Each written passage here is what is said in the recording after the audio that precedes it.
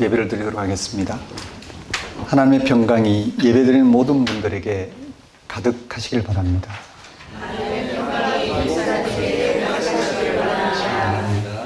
서로 돌아보시면서요.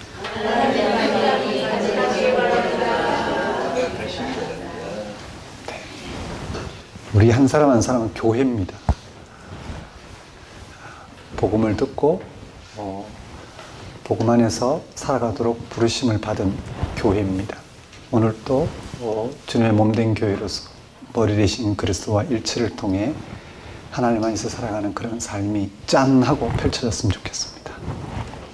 오늘은 성령 강림절 후 23번째 주일입니다.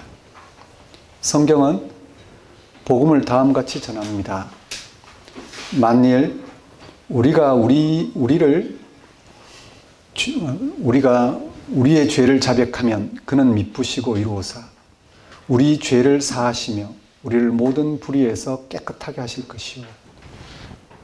초기독교는 인간을 이해하는 데에 죄 문제를 매우 철저하게 생각했습니다.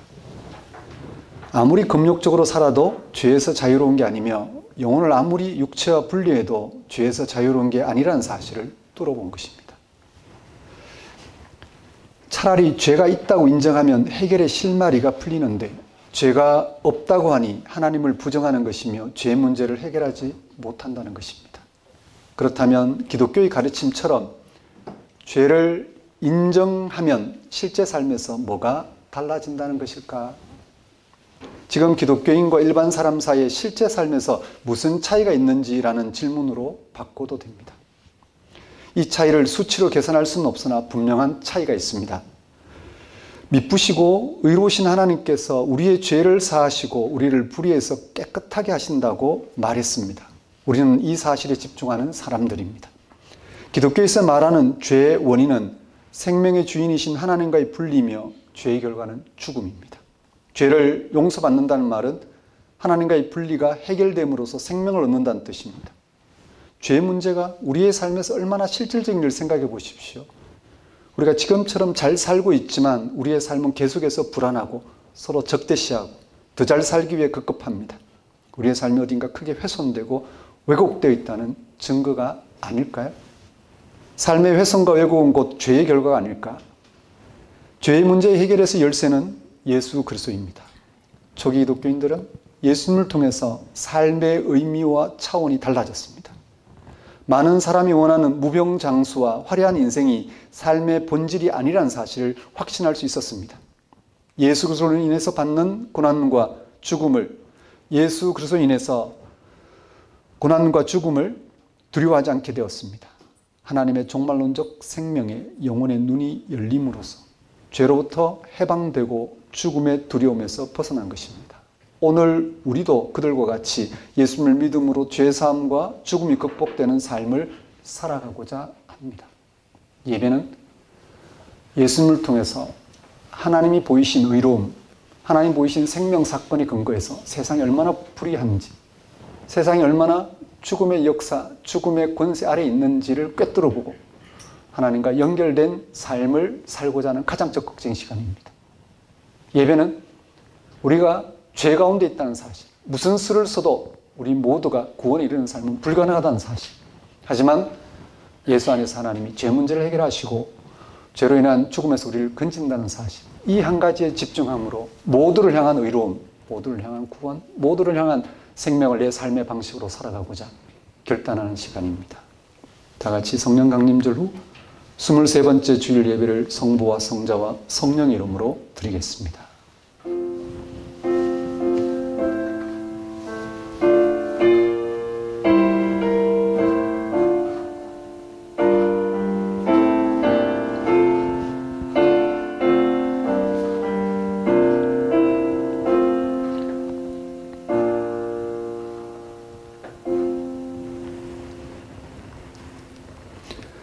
여호와께서 다스리시나니 땅은 즐거워하며 허다한 성은 기뻐할지어다. 구름과 흑암이 그를 둘렀고 의와 공평이 그의 보좌의 기초로다. 불이 그의 앞에서 나와 사방의 대적들을 불사르시는도다. 그의 번개가 세계를 비추니 땅이 보고 떨었도다. 산들이 여호와의 앞 곧 온 땅의 주 앞에 밀랍같이 녹았도다. 하늘이 그의 의를 선포하니 모든 백성이 그의 영광을 보았도다. 조각한 신상을 숨기며 허무한 것으로 자랑하는 자는 다 수치를 당할 것이라. 너희 신들아 여호와께 경배할지어다. 여호와여, 시온이 주의 심판을 듣고 기뻐하며 유다의 딸들이 즐거워하였나이다. 여호와여, 주는 온 땅 위에 지존하시고 모든 신들보다 위에 계시니이다. 여호와를 사랑하는 너희여, 악을 미워하라. 그가 그의 성도의 영혼을 보존하사 악인의 손에서 건지시느니라. 의인을 위하여 빛을 뿌리고 마음이 정직한 자를 위하여 기쁨을 뿌리시는도다. 의인이여, 너희는 여호와로 말미암아 기뻐하며 그의 거룩한 이름에 감사할지어다. 하나님 아버지, 하나님은 세상을 창조하셨고 생명을 유지하며 완성할 분이시고 우리는 피조물입니다. 피조물은 아무리 뛰어나도 생명사건 앞에서 무능력합니다. 우리는 그 어떤 노력으로 생명을 완성할 수 없습니다. 그건 우리가 하나님의 생명을 얻도록 창조하신 하나님 안에서, 그런 우리가 하나님의 생명을 얻도록 창조하신 하나님 안에서 살아가게 하신 하나님 아버지를 이 시간 경배합니다. 예수님 안에서 살아계신 하나님의 존재와 다스림을 생생한 현실로 경험하게 하셔서 하나님 안에서 세상의 모든 악한 힘에서 벗어나 하나님의 영원한 생명을 얻는 삶을 살게 하신 하나님 아버지의 크신 은혜를 이 시간 고백합니다. 창조주 하나님 안에서만 가능한 영원한 생명을 알아보고 그 생명을 얻는 기쁨을 살아가도록 예수님 안에서 영으로 함께 하시는 하나님 아버지를 이 시간 찬양합니다. 하나님 아버지, 예수님과 연합하여 예수님 안에서 드러난 하나님의 은혜를 헤아리고 그 은혜를 삶의 토대로 삼게 하소서.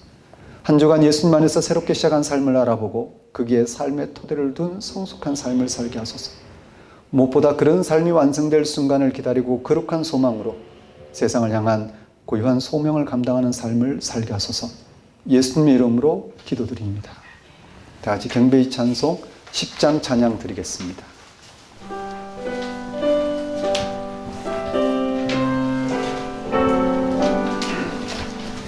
전능와 오셔서 주 이름 찬송해 하옵소서.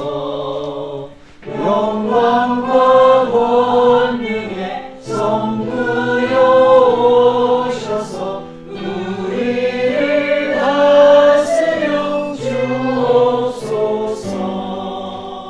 영생한 성자여 오셔서 기도를 들으소서. 택하신 백성들 복 내려주시고 거룩한 마음을 주옵소서.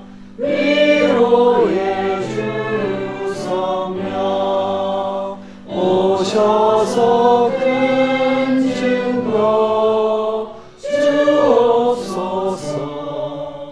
전능한 주시여 각 사람 마음에서 떠나지 마시고 계시소서.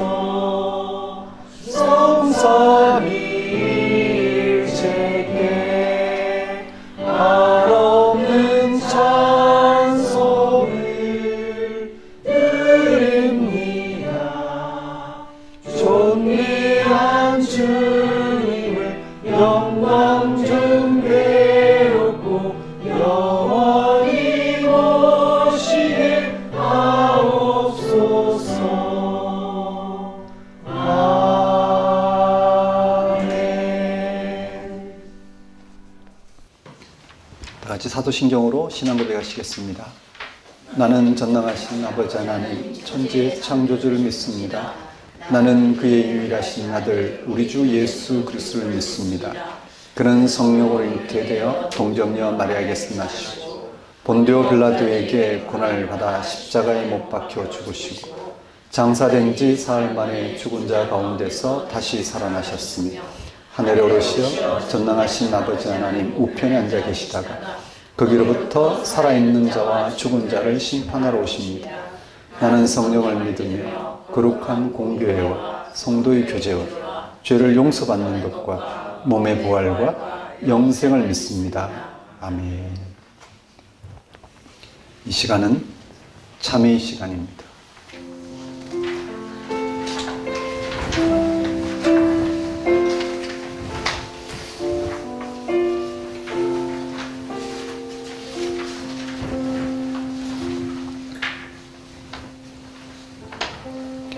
성경은 복음을 다음과 같이 전합니다. 하나님의 사랑이 우리에게 이렇게 나타난 바 되었으니 하나님이 자기의 독생자를 세상에 보내심은 그로 말미암아 우리를 살리려 하심이라. 이 문장에서 핵심은 우리를 살리려 하심이라는 표현입니다. 즉 하나님이 우리에게 생명을 주신다는 뜻입니다. 이를 위해서 하나님은 예수 그리스도를 세상에 보내셨다고 합니다. 예수 그리스도가 바로 하나님의 사랑이라는 뜻입니다. 그를 통해서 우리가 생명을 얻었기 때문입니다. 성경은 지금 하나님의 사랑 자체를 말하려는 게 아니라 예수 그리스도를 통한 하나님의 생명을 말하려는 것입니다. 그 생명을 우리가 실감할 수 있도록 하나님은 사랑이라고 말한 것입니다. 우리는 예수 그리스도가 바로 하나님께서 우리를 사랑하신다는 결정적인 증거라는 사실을 믿음으로 받아들입니다. 그래서 우리는 하나님을 사랑하면서 살겠다고 생각합니다. 세상 살이로 인해서 마음먹은 대로 신앙이 깊어지지는 않으나 방향은 놓치지 않으려고 합니다. 문제는 하나님 사랑이 아니라 형제 사랑입니다. 성경은 하나님을 사랑한다고 하면서 형제를 미워하면 거짓말하는 자이며 보이는 형제를 사랑하지 않는 자는 보이지 않는 하나님을 사랑할 수 없다고 합니다. 하나님을 사랑하는 자는 또한 그 형제를 사랑할지니라고 명령합니다. 여기서 형제는 가족일 수도 있고 직장 동료나 교회 교우 이렇게 저렇게 관계를 맺는 대상입니다. 형제 사랑이 말처럼 쉬운 게 아닙니다. 본문에서 요한은 형제를 미워하면 하나님을 사랑하는 게 아니라고 표현했습니다. 형제를 미워하는 방식의 삶이 우리에게 훨씬 익숙합니다. 오늘의 시대 정신인 경쟁의 바탕에서는 미움이 자리합니다. 총선이나 대선에서 후보들도 선의의 경쟁이라기보다는 미움을 동력으로 삼습니다. 기업 운영도 마찬가지입니다. 개인들끼리는 미워하지는 않으나 무시하는 일은 흔합니다. 자기도 모르는 사이에 자기를 높이려다 보니 상대방을 무시하는 겁니다. 남편과 아내도 서로 무시할 수 있습니다. 어느 정도 교養을 갖춘 사람들은 미워하거나 무시하지 않으나 노골적으로 미워하거나 무시하지 않으나 무관심합니다. 무관심을 사랑이라 할 수는 없습니다. 성경은 육체를 지닌 사람들이 이전 투구처럼 살아가는 세상의 한 중심에서 사랑으로 승부하도록 요청합니다. 하나님을 사랑하는 사람은 세상과 등지거나 외면하지 않습니다. 싸울 때 싸우고 참을 때 참고 외칠 때 외치고 침묵할 때 침묵하면서 그들을 사랑해야 합니다. 구체적으로 어떤 방식으로 사랑하는지는 여러분이 각자 자신이 선 자리에서 종합적으로 판단하여 결정해야 합니다. 그 출발은 하나님 사랑입니다. 예수를 통해서 하나님 사랑을 경험한 분량만큼 여러분 형제 사랑을 실천할 수 있을 것입니다. 그렇습니다.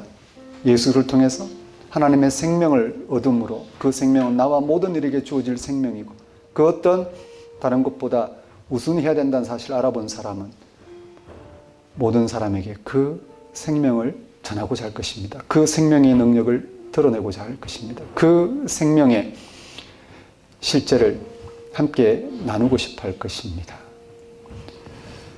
여러분, 사랑하는 여러분, 한 주간 돌아보십시오. 사랑하는 성도 여러분, 한 주간의 삶을 돌아보십시오. 여러분은 세상을 어떻게 대하셨는지, 그리스도 안에서 하나님이 보이신 사랑으로 대하셨는지, 그리스도 안에서 하나님께서 우리의 육신의 생명을 온전하게 하실 생명 충만함으로 세상을 바라보고 그렇게 대하셨는지, 아니면 정말 자기의 유익, 자기중심적으로 대함으로써 정말 풀리지 않는 이 엉어리진 마음, 풀리지 않는 자기의 이 마음으로 사람들과의 관계를 헤아리며 그렇게 대하셨는지. 분명한 것은 모두의 생명을 충만하게 하는 길은 우리에게 있지 않습니다. 예수를 통해서 생명의 능력을 보이신 하나님께 있습니다. 그 하나님 안에서 우리와 관계 맺는 모든 사람들에게 생명 충만한 삶을 드러내며 그렇게 나누며 소통하며 살아갈 수 있도록 이 시간 하나님께 회개와 간구를 드리도록 하십시다.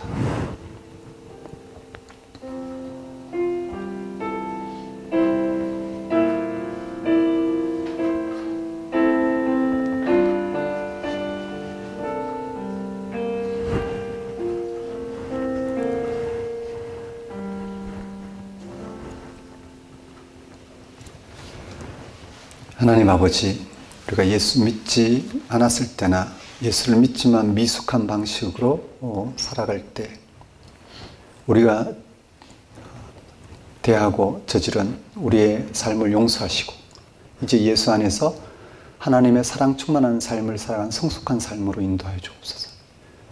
이미 우리는 예수를 믿음으로 하나님의 생명 충만함 가운데 살아가게 되었사오니 그 생명 충만함을 드러내며 살아가는 이런 삶의 능력을 맛볼 수 있도록 인도하여 주옵소서.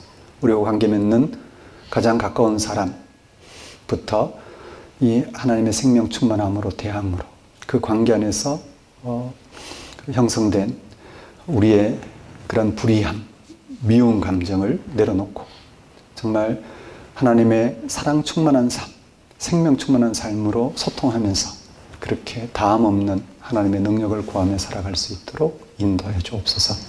예수님 이름으로 기도드립니다. 다 같이 영광성 6장 찬양 드리겠습니다.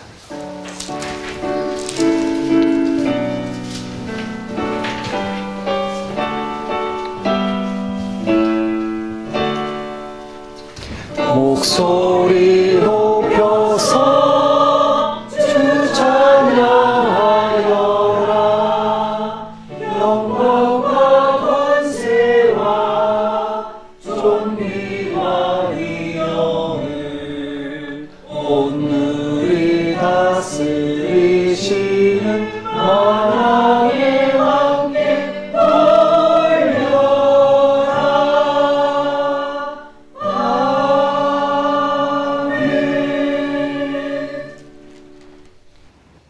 이 시간은 봉헌 시간입니다. 봉헌 찬송 66장 찬양 드리면서 준비한 예물 하나님께 봉헌하도록 하겠습니다.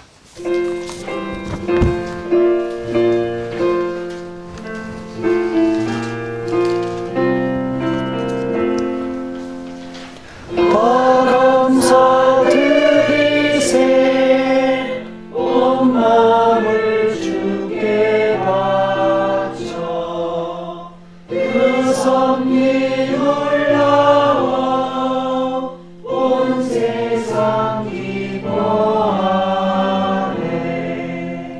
예부터 주신 복 한없는 그 사랑 선물로 주시네.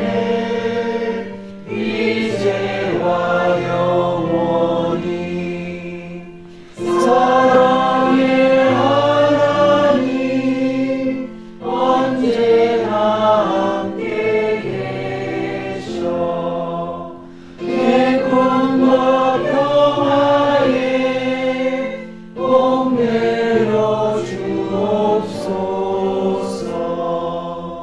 몸과 맘 병들 때 은혜로 지키사 이 세상 악에서 구하여 주소서.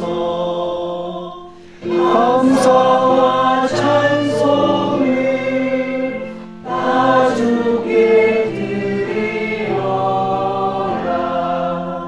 저 높은 곳에서 다스리시는 주님 영원한 하나님 다 경배하여라.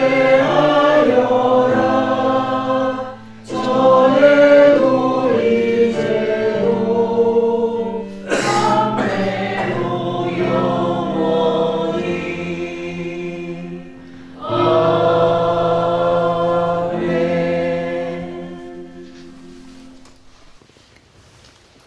사랑의 하나님, 하나님의 사랑이 아니라면 우리는 삶의 힘을 얻을 수도 없고 삶의 의미도 발견할 수 없습니다.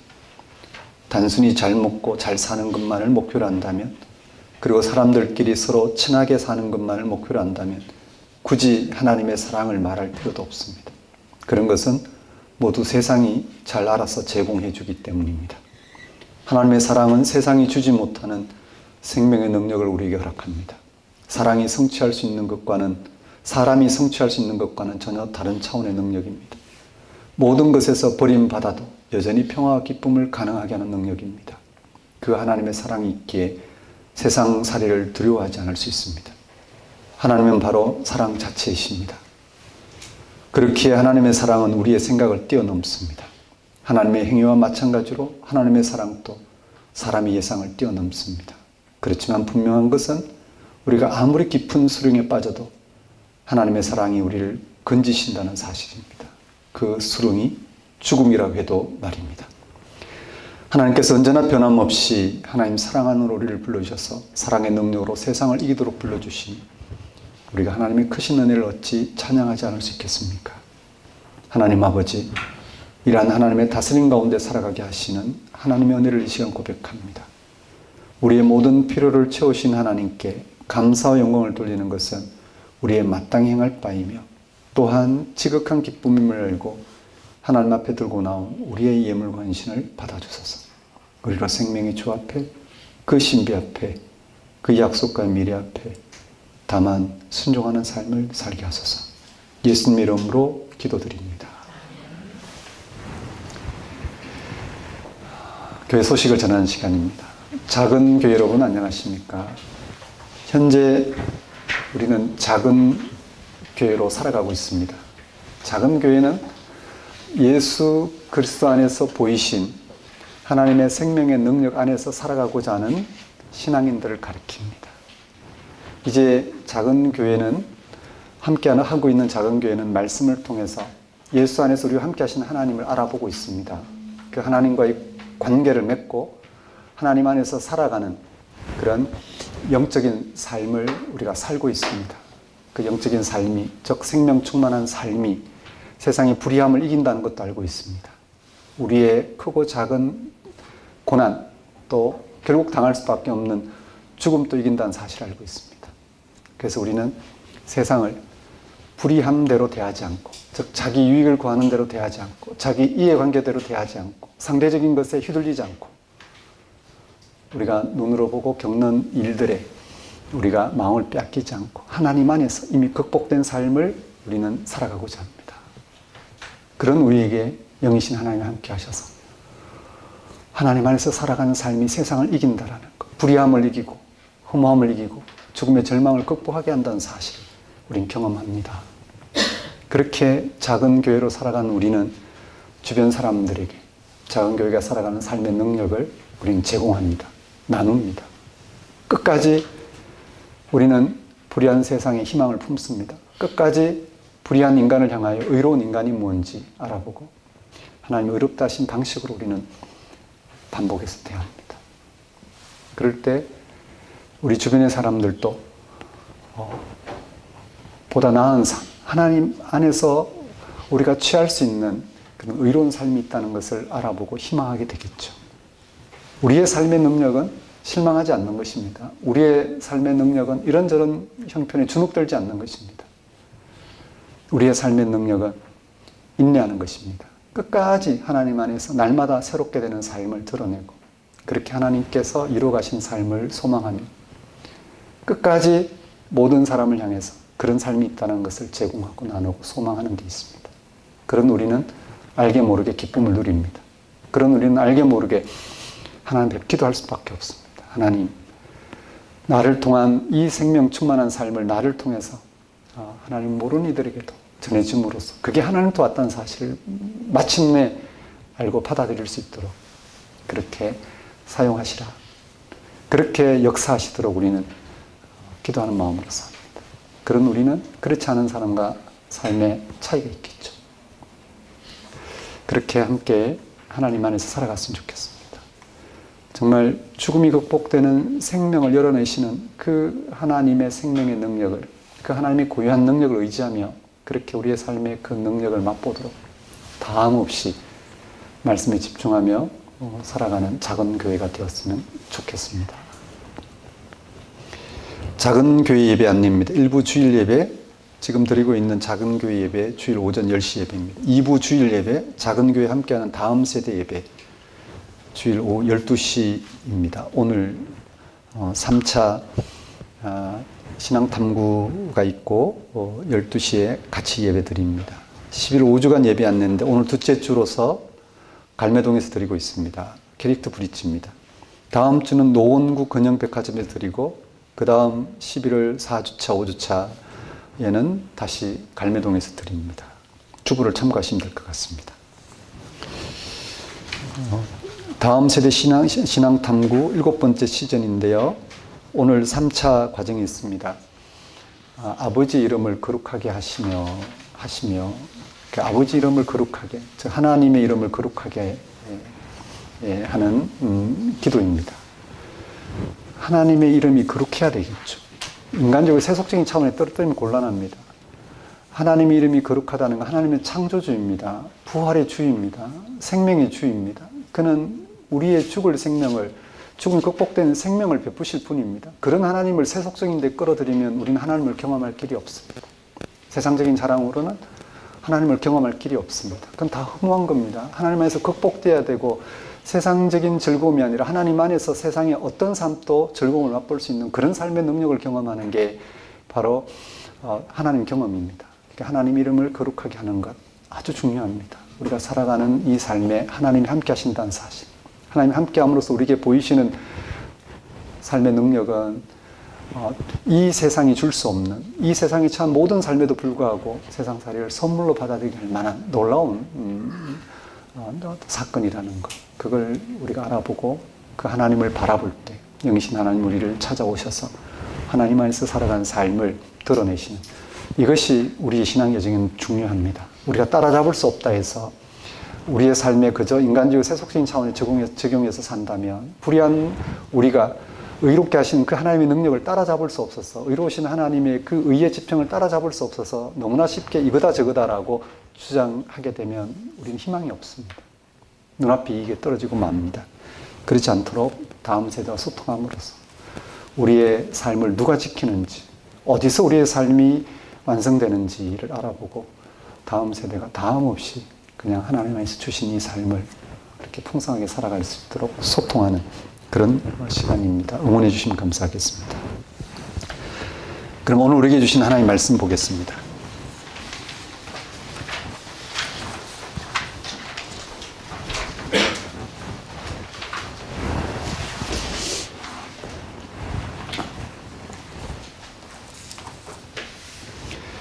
오늘 우리에게 주신 하나님의 말씀은 요한복음 13장 31절에서 35절까지 말씀입니다.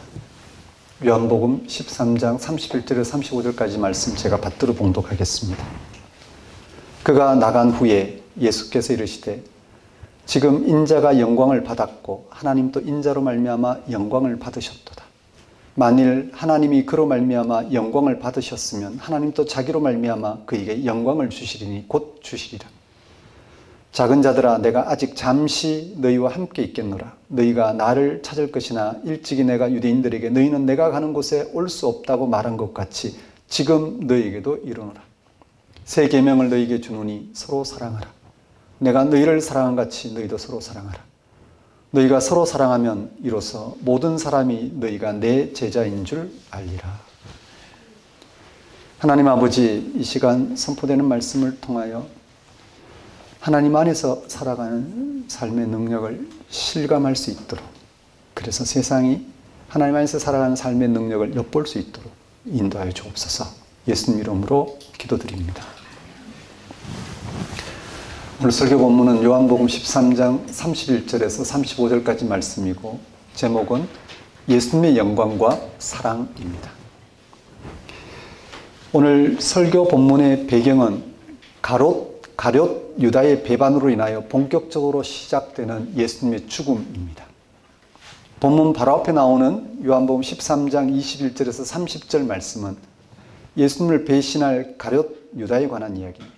이 말씀에 의하면 유다는 예수를 유대교 당국에 고발하기 위해 막 나가는 중입니다.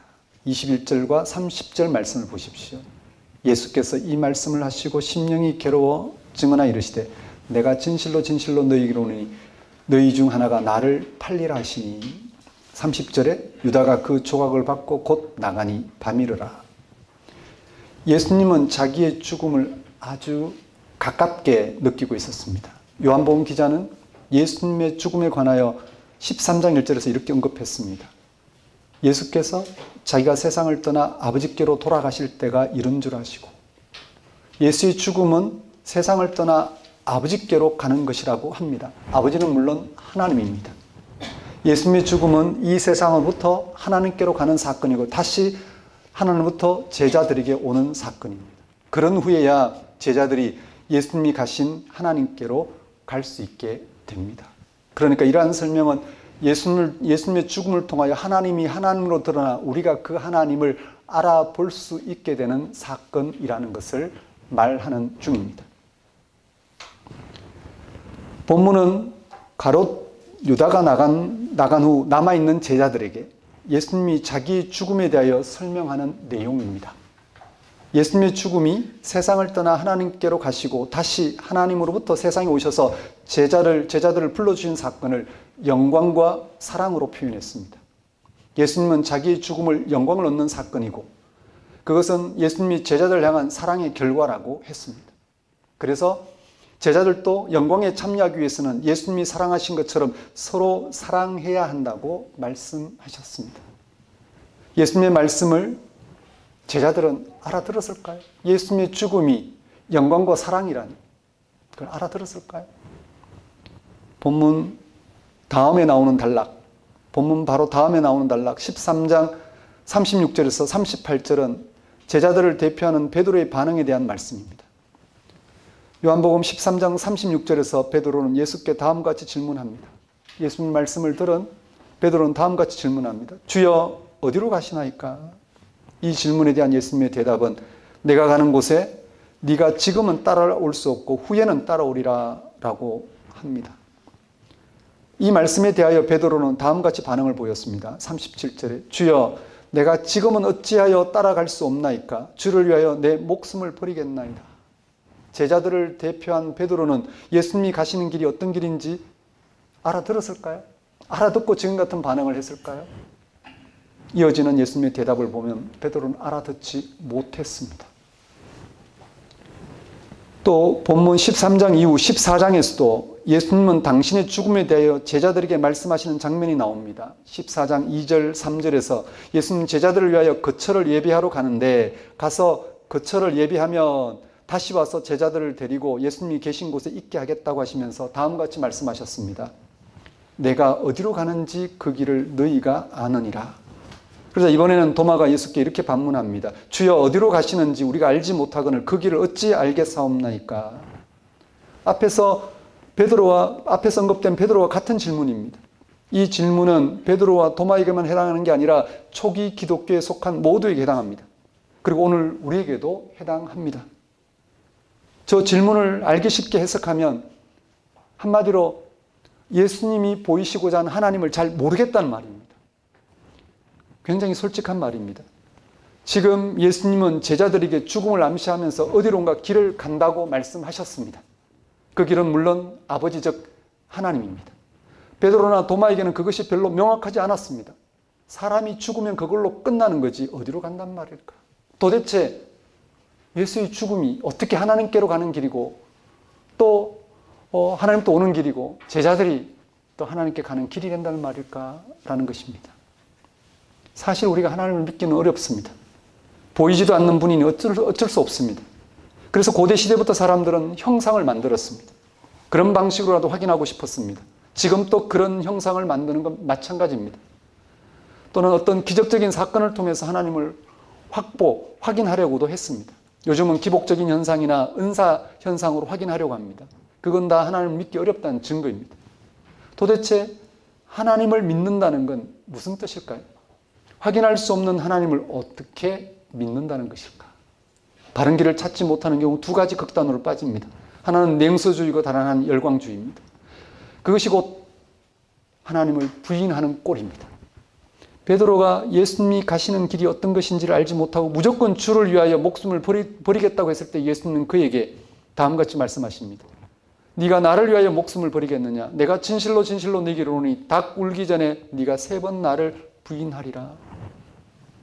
이런 말씀에서도 우리가 그냥 하나님을 믿는다고 해서 믿을 수 있는 건 아니라는 것을 확인할 수 있습니다.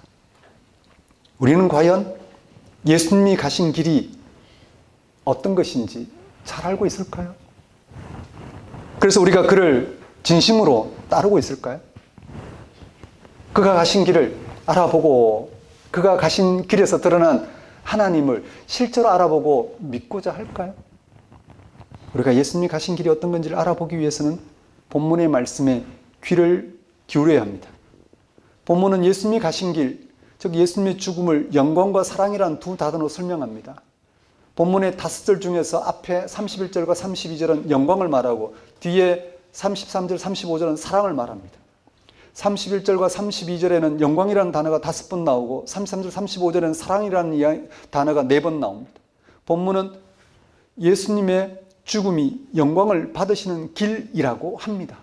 즉 예수님이 가신 길이 영광을 얻는 길이라고 합니다. 영광은 하나님이 하나님으로 드러난 사건이라고 말씀드렸습니다. 다른 말로 하나님의 생명이 발현되는 사건을 말합니다. 하나님의 생명이 죽음의 어둠을 뚫고 발현되는 사건을 말합니다. 우리는 예수님이 죽음을 통한 영광을 얻으셨다는 사실을 알아보고 있을까요? 예수님이 죽음을 통해서 영광을 얻으셨다는 사실, 즉 예수님의 죽음에서 나타난 그 영광을 우리는 알아보고 있을까? 알아볼 수 있어야 예수님이 가신 길을 알고 우리도 따를 수 있습니다. 그럴 때 우리에게도 영광이 주어집니다. 즉 예수님의 죽음에서 발현된 생명을 얻는 그런 생명 충만함이 주어집니다. 그런데 그 영광은 세상의 영광과 차원이 다릅니다. 세상의 영광은 남들보다 특별하거나 잘난 사람들에게 주어집니다. 그런데 예수님이 얻으신 영광은 그렇지 않습니다. 그 영광은 특별하거나 잘난 것으로 주어지지 않습니다. 남들보다 더 나은 방식으로 주어지지 않습니다. 오직 사랑으로 주어집니다. 하나님이 그 대가를 지불함으로써 우리에게 보이신 그 사랑으로 주어집니다. 예수님이 우리를 사랑하신 것처럼 우리가 서로 사랑함으로 주어집니다. 이게 무슨 말일까요? 먼저 예수님의 죽음이 영광을 받는 길이라는 말씀을 보겠습니다. 31절 32절입니다. 그가 나간 후에 예수께서 이르시되 지금 인자가 영광을 받았고 하나님도 인자로 말미암아 영광을 받으셨도다. 만일 하나님이 그로 말미암아 영광을 받았으면 하나님도 자기로 말미암아 그에게 영광을 주시리니 곧 주시리라. 예수님의 영광과 하나님의 영광이 서로 결속되었다고 말합니다. 예수님이 받으신 영광이 곧 하나님이 받으신 영광이고 하나님이 받으신 영광이 곧 예수님에게 주시는 영광이라는 것입니다. 이러한 말씀은 예수님의 죽음이 영광을 받는 길이라는 사실을 가리킵니다.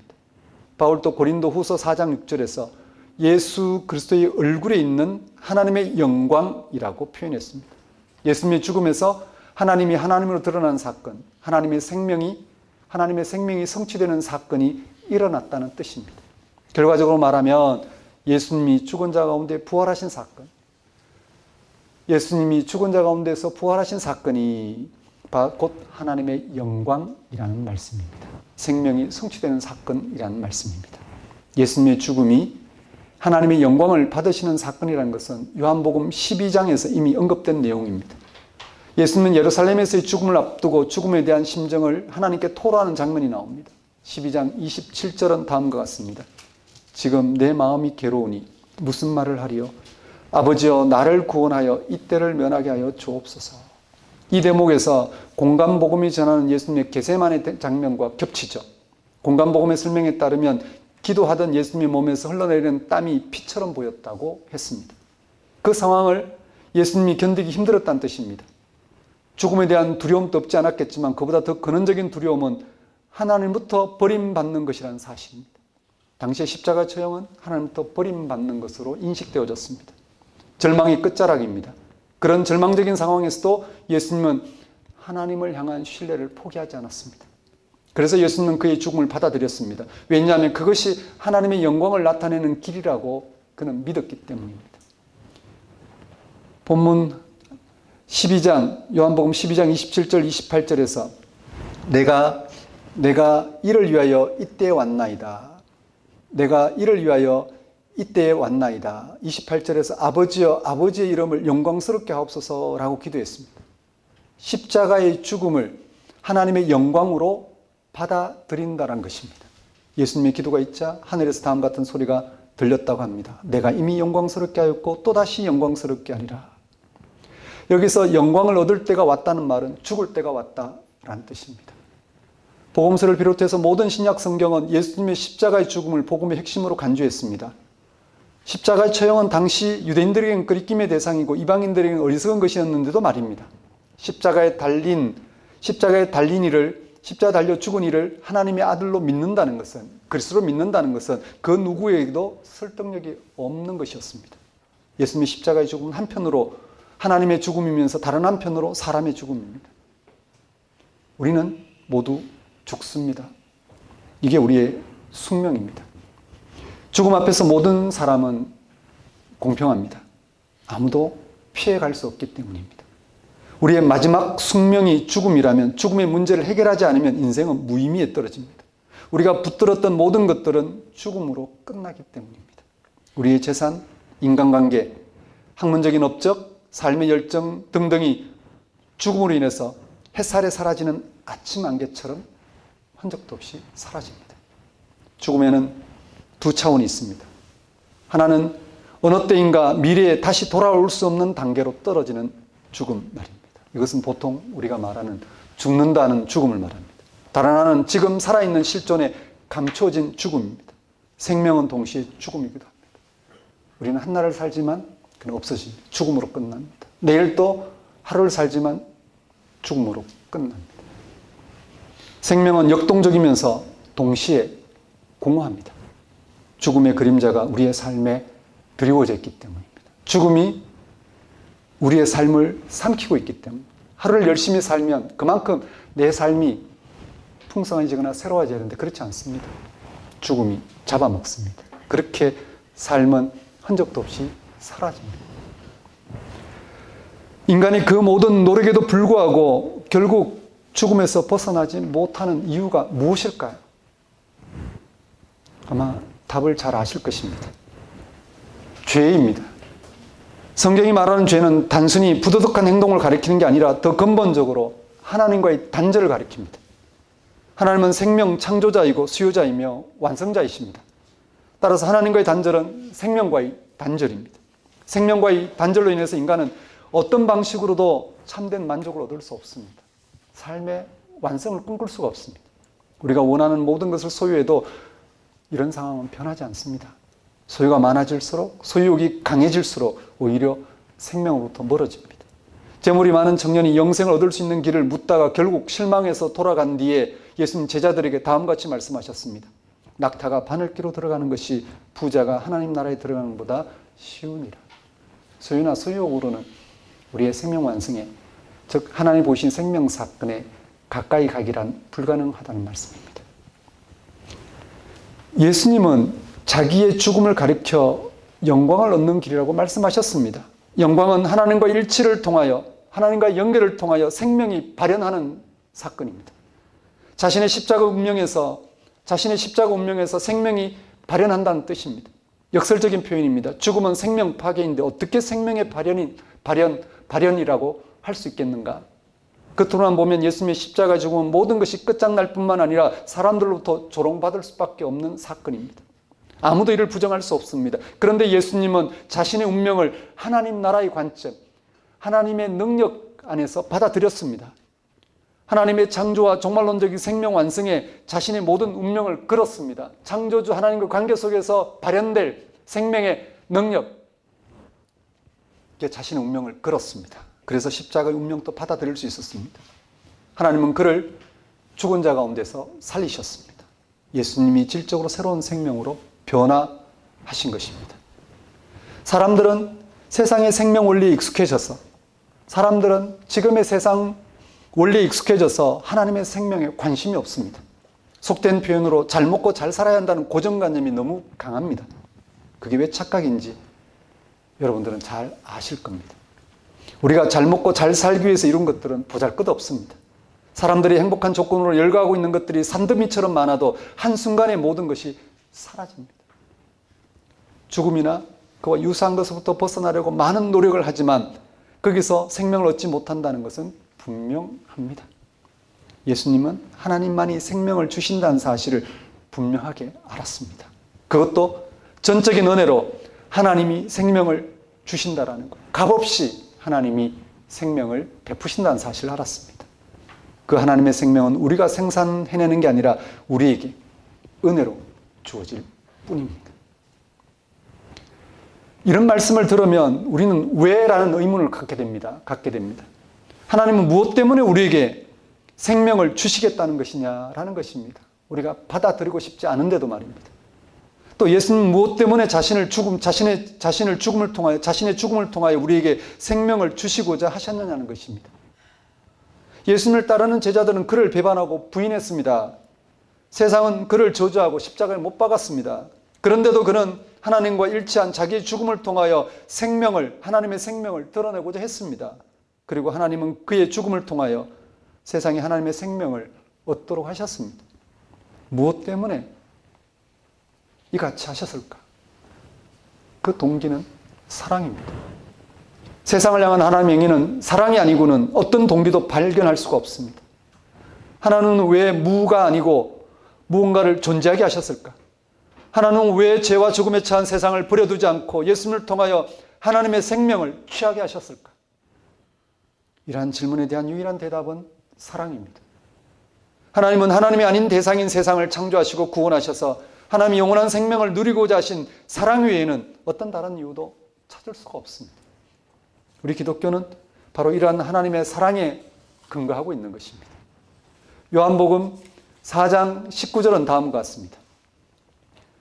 우리가 사랑하면 그가 먼저 우리를 사랑하셨습니다. 하나님은 그의 아들 예수를 세상에 보내시기까지 우리를 사랑하셨습니다. 하나님의 아들 예수는 우리를 위하여 자신의 고난과 죽음을 받아들이기까지 사랑하심으로 우리는 그를 통해 죄와 죽음이 극복되는 영생을 얻게 되었습니다. 이처럼 우리 기독교인들은 예수님을 통하여 생명을 얻게 하신 하나님의 사랑에 참여하여 살아갑니다. 어떤 것도 그것을 대신할 수 없습니다. 우리의 신앙행위, 업적, 지식, 은사, 역할, 경험으로 대신할 수 있는 게 아닙니다. 본문 13장 34절 35절에서 예수님은 내가 너희를 사랑한 것 같이 라고 했습니다. 34절 35절 보십시오. 새 계명을 너희에게 주노니 서로 사랑하라. 내가 너희를 사랑한 같이 너희도 서로 사랑하라. 너희가 서로 사랑하면 이로써 모든 사람이 너희가 내 제자인 줄 알리라. 예수님에게 하나님의 영광이 나타났습니다. 예수님의 죽음을 통해서 우리를 죽은 자의 부활, 즉 하나님의 생명에 참여하게 하심으로 죄와 죽음부터 자유롭게 하신 것입니다. 이것보다 더 큰 사랑이 어디 있겠습니까? 사랑이라면 이와 같은 것 외에 어떤 것도 사랑이라 할 수 없지 않겠습니까? 예수님을 통해 생명을 얻는 것보다 더 큰 사랑이 어디 있겠습니까? 예수님을 통해서 생명을 얻는 것보다 우리를 구원할 그 무엇이 어디 있겠습니까? 죄와 죽음에 처하지 않고 영생을 얻게 하는 것이 사랑의 능력이요 사랑의 본질입니다. 하나님은 예수님을 통해서 사랑을 완전히 새로운 차원으로, 영원한 생명의 차원으로 올려놓으셨습니다. 우리가 일반적으로 사랑이라 생각하는 선행, 자선, 도덕성은 그런 일을 감당하지 못합니다. 이런 것들은 오히려 위선으로 나타날 때가 많습니다. 진정성 있게 사랑을 실천했다 하더라도 그 결과가 어떻게 될지 모릅니다. 최선을 다했는데도 그것이 상대방을 파괴하는 경우가 이 세상에 허다합니다. 이런 점에서 요한복음이 전하는 사랑은 한편으로 숭고해 보이지만 다른 한편으로 구태에 의한 박애주의가 아니라 하나님만이 홀로 행할 수 있는 생명 사건입니다.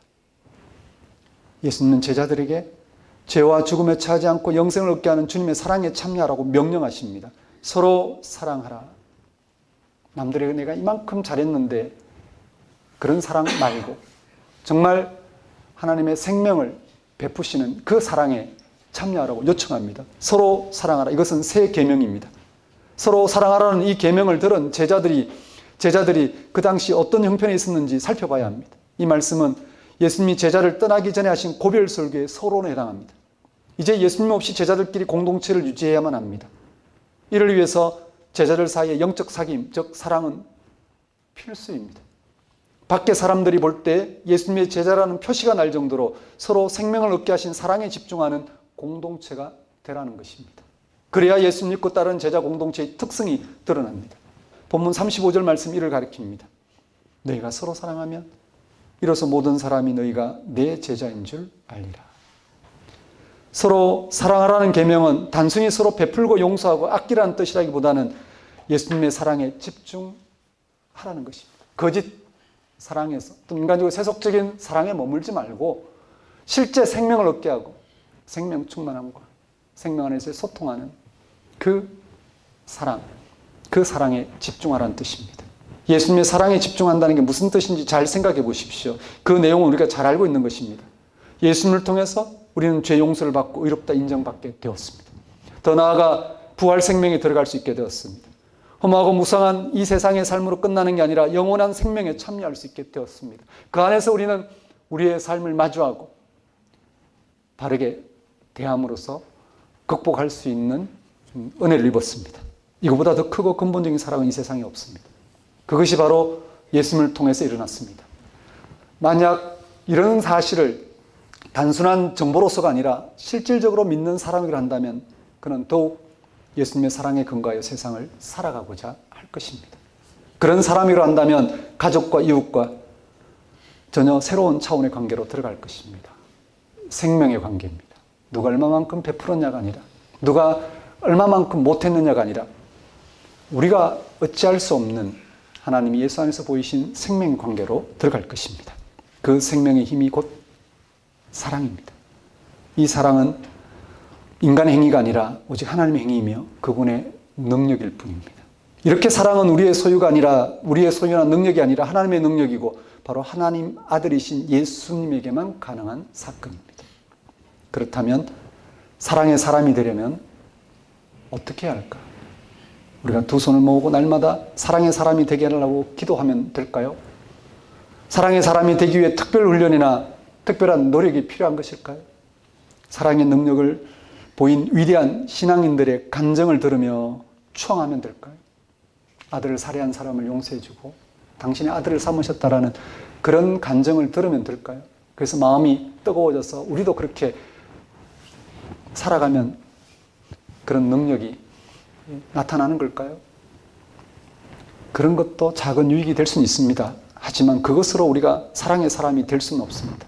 자칫하면 흉내내기에 급급하고 그 결말은 우리가 감당하기 힘들 것입니다. 어떻게 할까? 우리가 할 수 있는 최선은 사랑의 근원으로 가까이 가는 것입니다. 자기의 죽음을 통한 영광을 보이신 예수님의 사랑에 가까이 가는 것이 사랑의 실천에서 유일한 길입니다. 예수님의 죽음을 통하여 영광을 보이신 사랑의 실체에 참여하여 그 사랑으로 서로를 대하는 것이 최선입니다.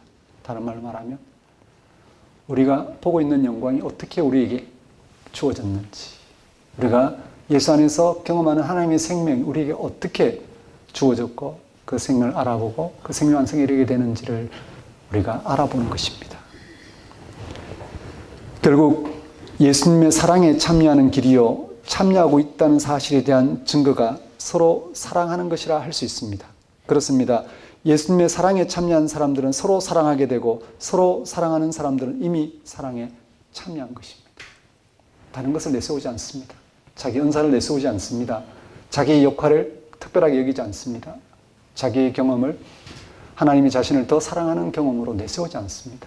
그 모든 것은 하나님의 사랑, 즉 예수의 죽음을 통해서 하나님 보이신 영광, 생명 안에서 우리가 경험하고 누리고 바라고 살아가는 그런 은혜일 뿐입니다. 우리는 우리가 누리는 모든 것이 하나님 사랑 안에서 하나님 우리를 사랑하시기 때문에 가능하다는 사실을 알아보고 그렇게 그 사랑을 함께 나누고자 하는 것, 즉 하나님의 생명으로 소통하고자 하는 것, 거기에서 우리는 더욱 하나님의 영광이 하나님의 생명에 참여하는 그런 은혜를 누릴 것입니다. 사랑하는 성도 여러분, 예수의 십자가 죽음과 부활로 인해서 세상의 죄와 죽음이 극복되었습니다. 그것이 하나님의 영광입니다. 바로 그 일을 우리가 알게 되었습니다. 우리의 삶에 하나님의 영광이 나타났습니다. 그것이 바로 주님이 세상을 사랑하신 결과입니다. 우리를 죄와 죽음에서 영원한 생명으로 구해내신 예수님의 사랑을 깨닫고 그 사랑에 참여하도록 서로 사랑하라고 말씀하셨습니다. 너무나 중요한 말씀입니다. 우리는 사랑에 의지해서 매일매일 하나님의 영광을 바라보고 하나님의 생명에 참여할 수 있습니다. 그렇지 않는 방식으로 하나님의 영광을 따라잡을 수가 없습니다. 그렇지 않은 방식으로 하나님의 생명을 우리는 맛볼 수가 없습니다. 우리는 주님이 우리를 사랑하심으로 주님의 사랑에 참여한 사람들입니다. 주님의 사랑에 집중하십시오. 예수님의 사랑에 참여한 사람들은 서로 사랑으로 대하게 합니다. 서로 사랑으로 대하는 사람은 이미 주님의 사랑의 결과인 하나님의 영광에 참여하는 신비를 누릴 것입니다. 하나님의 생명 충만함을 맛볼 것입니다. 그렇게 한 주를 살아가시는 여러분이 되셨으면 좋겠습니다. 기도하겠습니다. 하나님 아버지, 우리의 모든 삶과 또 하나님 안에서 누리는 생명 사건은 세상을 사랑하신 그 하나님의 사랑의 결과임을 깨닫게 하시고 그 사랑에 힘입어 하나님의 생명을 알아보고 드러내고 소통하며 살아가는 저희 신앙 여정이 될 수 있도록 인도하여 주옵소서. 하나님 안에 살아간 우리는 오직 하나님 베푸신 사랑으로 세상을 대하며 하나님 베푸신 사랑의 능력으로 세상을 섬기며 살아가는 그것이 우리의 신앙의 여정임을 주님 알고 그 길에서 나와 함께하는 모든 이들이 하나님의 사랑에 힘입어 하나님의 생명 충만을 맛보는 이 놀라운 역사를 소망하면서 맛보면서 살아갈 수 있도록 인도하여 주옵소서. 예수님 이름으로 기도드립니다. 다 같이 일어나셔서 결단의 찬송을 드리겠습니다.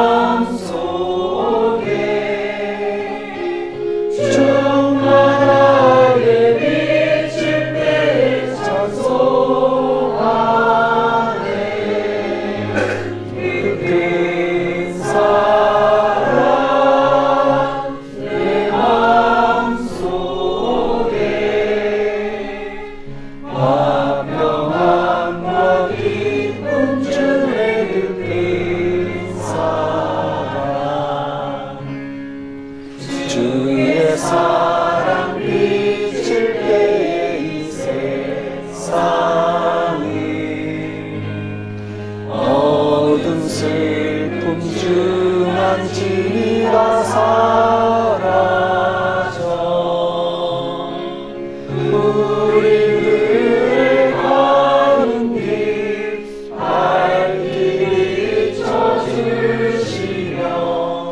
복을 받게 하시네. 그 큰 사랑, 그 큰 사랑 내 마음속에 충만하게 비칠 때 찬송하네. 그 큰 사랑 내 마음속에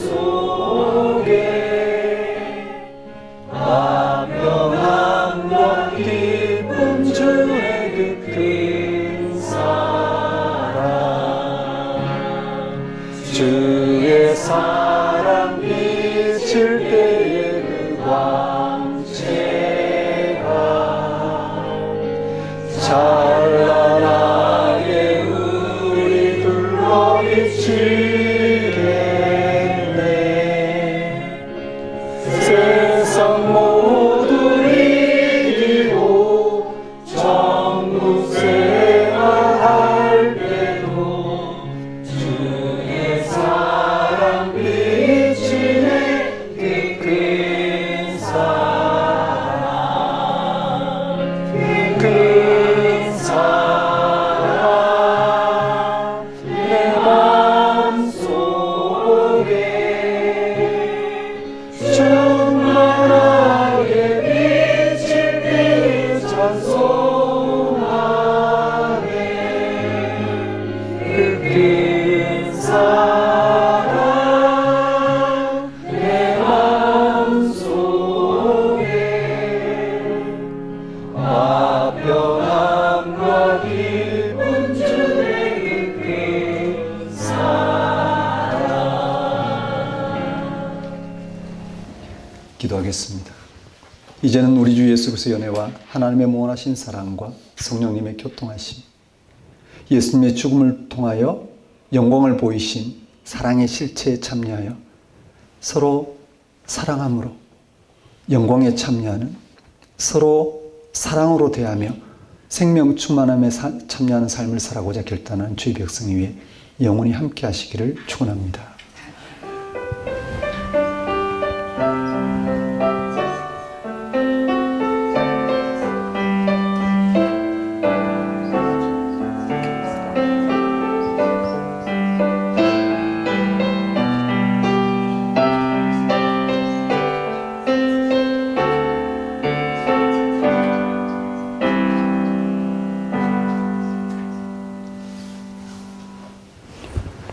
예배를 마치겠습니다.